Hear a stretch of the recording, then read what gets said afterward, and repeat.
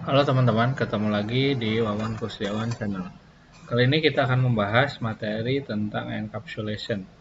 Jadi encapsulation ini adalah salah satu contoh proses di dalam pemrograman berorientasi objek. Ini adalah proses fundamental, konsep dalam pemrograman berorientasi objek. Selain ada inheritance, ada polymorphisme, juga ada encapsulation. Pertanyaannya apa sih encapsulation ini? Jadi encapsulation ini adalah sebetulnya mungkin dalam kehidupan sehari-hari kita sudah tidak asing dengan istilah ini. Kita biasa mendengar, biasa melihat dalam kehidupan sehari-hari. Nah, apa sih encapsulation? Mari kita bahas.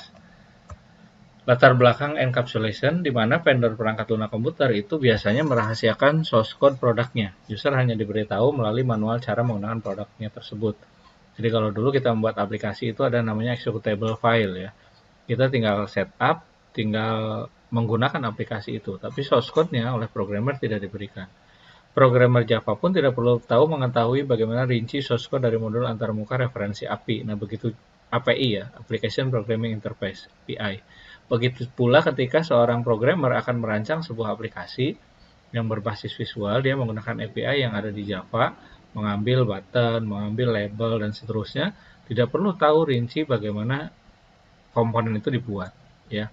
Cukup tahu cara penggunaannya. Nah, programmer hanya perlu tahu return value parameter milik metodenya atau hanya perlu tahu parameter milik konstruktornya. Ilustrasi encapsulation pada Java ini seperti halnya proses transmisi lalu lintas jaringan yang menggunakan protokol jaringan dengan mengemasnya ke dalam protokol jaringan yang lain. Jadi kalau di dalam materi jaringan komputer kita mempelajari ada namanya lapisan OSI, ya.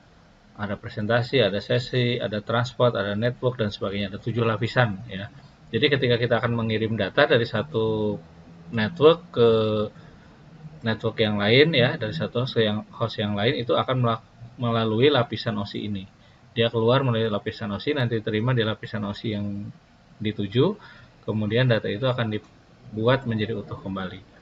Nah, ilustrasi sederhananya misalnya, katakanlah ketika kita akan mengirimkan paket nih, ilustrasi jaringan ini kita akan mengirimkan paket dari Jakarta ke Batam. Kemudian pada saat kita akan mengirimkan paket, tentu paket tersebut akan kita kemas, akan kita bungkus, akan kita buat serapih mungkin ya. Sehingga barang-barang yang akan kita kirim itu mungkin sudah tidak terlihat lagi karena supaya lebih aman ya. Kemudian di dalam kemasan paket yang akan kita kirim tersebut, kita tuliskan di bagian luarnya alamat yang dituju dan alamat pengirim, termasuk mungkin nomor HP dan sebagainya. Nah, paket yang sudah kita siapkan tersebut tentu kita akan sampaikan kepada jasa pengiriman. Ya, nah di jasa pengiriman, paket yang kita kirim tersebut ternyata akan bertemu dengan paket-paket yang lain. Kemudian akan dilakukan sorting, pemilahan, dan seterusnya sesuai dengan kota tujuan, dibawa dengan truk, dibawa ke bandara, kemudian dari bandara diterbangkan ke bandara kota tujuan, dari bandara nanti diangkut lagi oleh truk, dari truk ini dibawa ke kantor cabang, dari kantor pusat didistribusikan kantor cabang, dan seterusnya sampai kepada wilayah-wilayah yang dituju ya. Kemudian oleh kurir disampaikanlah kepada penerima. Sehingga paket yang tadinya dari Jakarta ini bergerak, berpindah, sampailah paket tersebut kepada tujuan di Batam. Pertanyaannya ketika paket itu bergerak, apa yang menjadi panduan guidance? Yaitu alamat yang ada di label pada kemasan paket tersebut. Nah, ini yang kita kenal nanti dalam konsep inheritance, di mana tadi paket itu dibungkus, dikemas, itulah yang, maaf ya, encapsulation, di mana paket yang dikemas, dibungkus, tadi tersembunyi, itu namanya dienkapsulasi, disembunyikan. Nah, alamat yang menjadi panduan itu namanya interface. Kita akan bahas nanti di slide berikutnya. Jadi konsep enkapsulasi ini adalah pembungkus. Pembungkus di sini dimaksudkan untuk menjaga suatu proses program agar tidak dapat diakses secara sembarangan atau diintervensi oleh program yang lain. Jadi seperti halnya ilustrasi tadi, paket itu kita kemas, kita bungkus sehingga tidak tertukar, tidak tercampur dan sebagainya. Konsep enkapsulasi sangat penting dilakukan untuk menjaga keutuhan program agar dapat diakses waktu-waktu sekaligus menjaga program tersebut. Enkapsulasi menghasilkan penggunaan suatu objek tidak dapat mengganti keadaan dari satu objek dengan cara yang tidak layak. Jadi pengguna tidak bisa mengganti secara sembarangan. Pengguna hanya bisa mengakses metode objek tersebut yang diberi izin untuk mengaksesnya.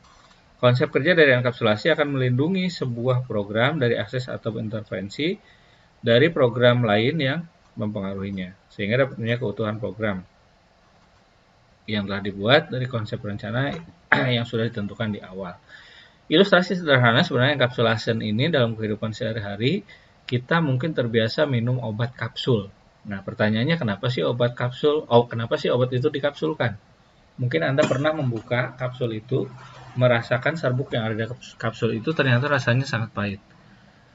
Jadi, prinsip obat kapsul itu ada dua. Yang pertama adalah menyembunyikan rasa pahit. Yang kedua, agar praktis dalam meminumnya, pemakaiannya. Kenapa dikatakan praktis? Bayangkan kalau tadi serbuk itu dalam bentuk kertas, mungkin bisa tercecer, dosisnya kurang, harus perlu sendok, pakai air, dan sebagainya.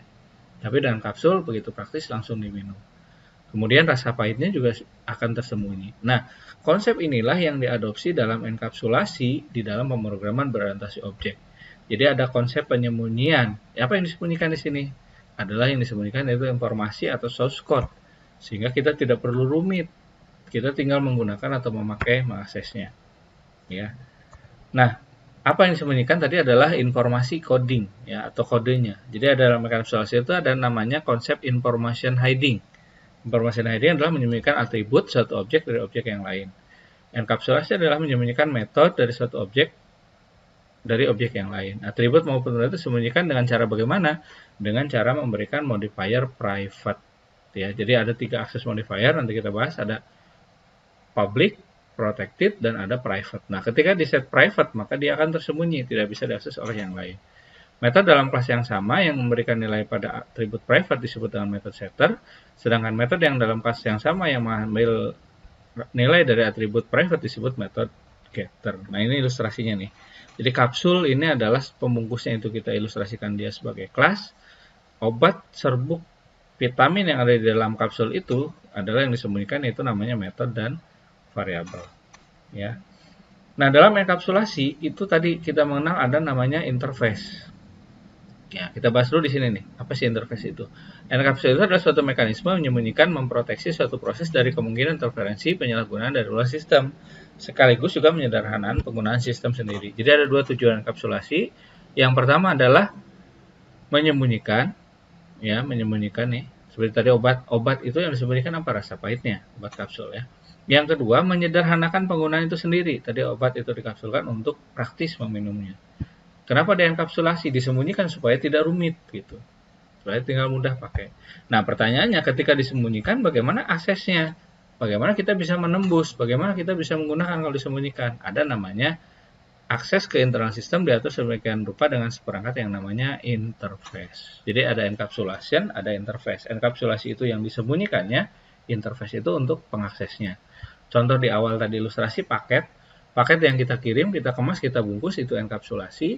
Alamat yang tertera pada kemasan, itu adalah interface. Contoh interface lain apa? Misalnya ini, tongkat transmisi pada mobil, atau transmisi pada sepeda motor.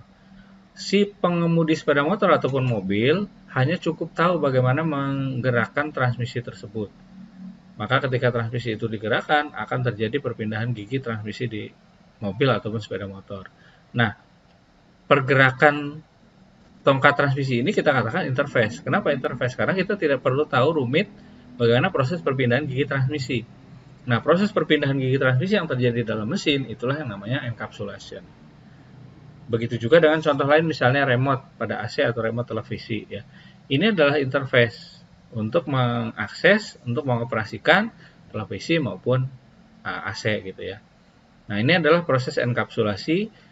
Gambaran sederhananya, jadi sebetulnya enkapsulasi itu adalah terbiasa dalam kehidupan sehari-hari, ya biasa kita temui, cuman ini diadopsi, diimplementasikan dalam program.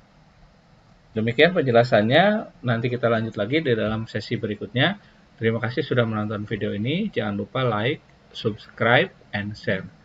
Tulis juga di kolom komentar kalau ada masukan atau komentar. Terima kasih.